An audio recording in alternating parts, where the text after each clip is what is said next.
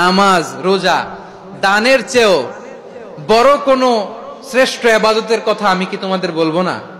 সাহাবারা তো অবাক, বলে কি নামাজের চেয়ে বড় ইবাদত, রোজার চেয়ে বড়, দান করার চেয়ে বড় ইবাদত? সাহাবীরা বললেন বালা ইয়া রাসূলুল্লাহ, নবী বলেন।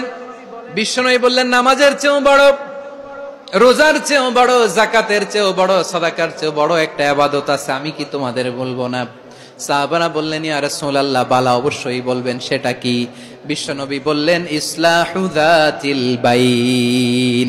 দুইজন যখন ঝগড়া লেগেছে, তোমার দুই ভাই যখন ঝগড়া লেগেছে, এই দুইজনের মধ্যে বিরোধ মিটিয়ে মীমাংসা করে দেয়া হচ্ছে সবচাইতে সেরা কাজ। দুইজন ঝগড়া লাগছে, ইসলাহু যাতিল বাইন, দুইজনের মধ্যে মিলিয়ে দেয়া, এটা নামাজ, রোজা, সাদাকার চেয়ে বেশি সওয়াব। সুবহানাল্লাহ, এত আস্তে।